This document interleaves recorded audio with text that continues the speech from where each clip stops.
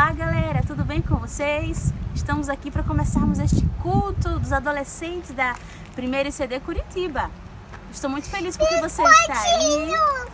Estamos aqui perto de casa. Eu vim aqui para gravar essa abertura com você. E eu queria começar esse culto te fazendo uma pergunta.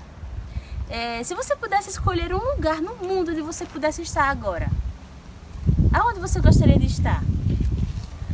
Será que você gostaria de estar lá em Paris, ou nos Estados Unidos, ou em algum país da Europa, ou apenas perto de alguém que você está com saudade? Onde você gostaria de estar? Do país!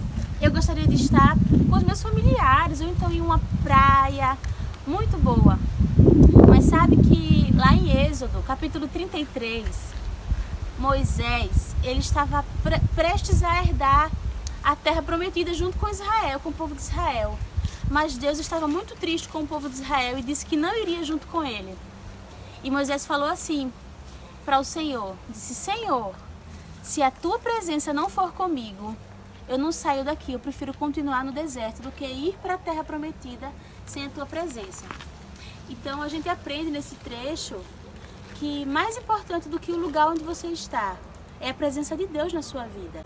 Amém, queridos? Então que o melhor lugar para a gente ficar é sempre perto do nosso Deus, porque Ele nos protege, assim como Davi falou, que ele pode estar até andando no vale da sombra da morte, mas se Jesus estiver com ele, se a presença do Senhor estiver com ele, ele não vai ter medo de nada. Amém? Então vamos orar. Eu convido você a baixar sua cabeça, fechar os seus olhos e vamos invocar a presença do Senhor neste momento. Senhor Deus e Pai, obrigada por este culto, obrigada, Senhor, por Tua presença, Senhor, que é tudo que nos basta. Ó Pai, neste culto, fala conosco, recebe nosso louvor e cuida de nós, Senhor, para que a gente nunca desvie da Tua presença, que a gente não se iluda com as aparências, nem com os lugares, nem com a saudade que sentimos das coisas e das pessoas, porque tudo que nossa alma precisa é do Senhor, Pai. Nos conduz a lugares de glória. Em nome de Jesus, fica conosco e nos abençoa. Amém. Amém, queridos? Agora vamos para o louvor e depois para uma palavra abençoada.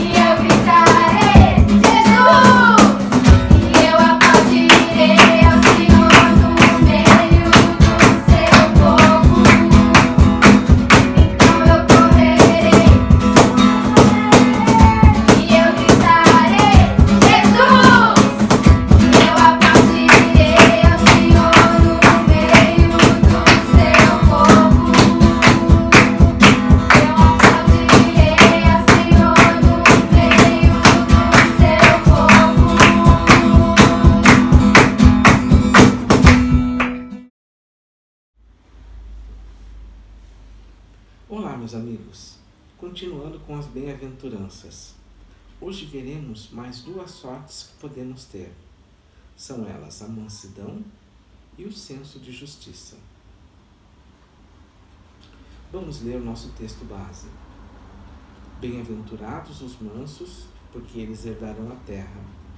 Bem-aventurados os que têm fome e sede de justiça, porque eles serão fartos.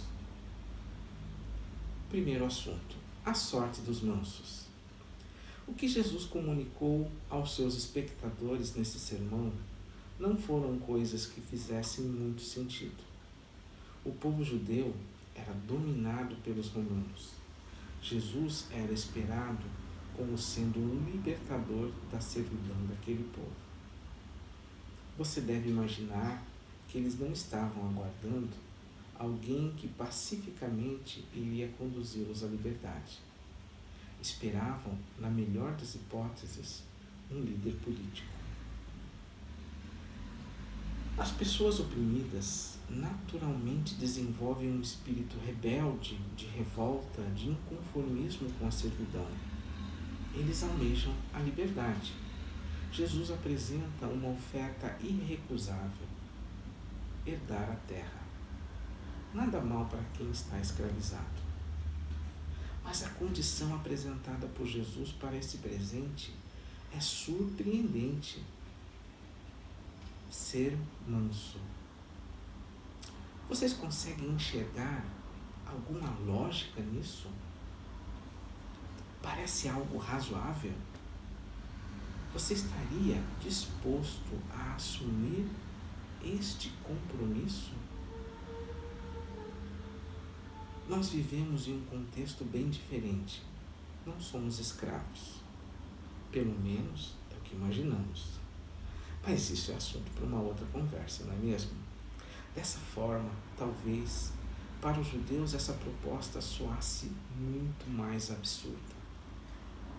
Em nossa sociedade atual, somos muito estimulados a reagir de forma até mesmo agressiva para os que se posicionam em relação às coisas de forma diferente do nosso modo de pensar.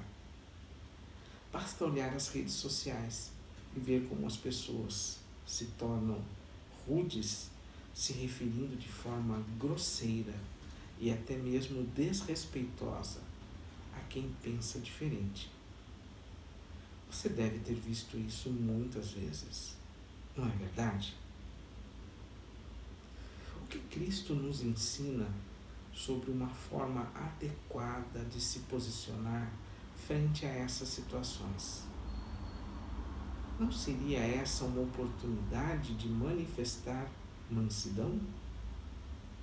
Lembre-se do prêmio, herdar a terra. Acho que vale a pena.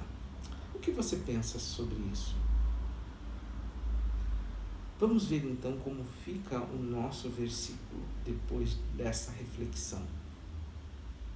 Sortudos são os mansos, porque eles herdarão a terra. Vamos para o nosso segundo assunto, a busca da justiça. Bem, você já se perguntou o que é justiça? Eu vou fazer uma outra pergunta. É justo tratar todo mundo igual? Pense bem. Eu acredito que você, motivado pela emoção, deve ter respondido que sim. Justiça é tratar todos igualmente. Certo? Eu não vou responder essa pergunta agora. Eu vou te propor uma outra reflexão. Você conhece a fábula da cegonha e da raposa? Você lembra disso de algum texto, do seu livro de português, do seu material escolar? Ela é uma fábula bastante comum. Mas vamos relembrar. A raposa convida a cegonha para um jantar em sua casa. Ela prepara uma deliciosa sopa, mas serve essa sopa em um prato. Para a cegonha foi praticamente impossível tomar a sopa, pois o seu bico não ajudava nessa tarefa. A cegonha entendeu que se tratava de uma maldade da raposa. E o que ela fez? Ela decidiu dar o troco. Convidou a raposa para um jantar em sua casa e, da mesma forma, preparou uma deliciosa sopa. Porém, a sopa foi servida em um jarro bem alto, de boca bem estreita. Dessa forma, a cegonha conseguiu tomar a sopa com facilidade, mas a raposa não. Perceberam?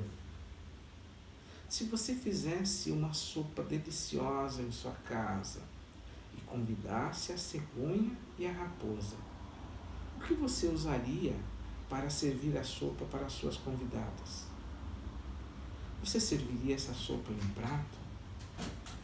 Você serviria essa sopa em um jarro? Ou você serviria em um prato para a raposa e em um jarro para a cegonha? Pense, seria possível tratar esses dois convidados da mesma forma?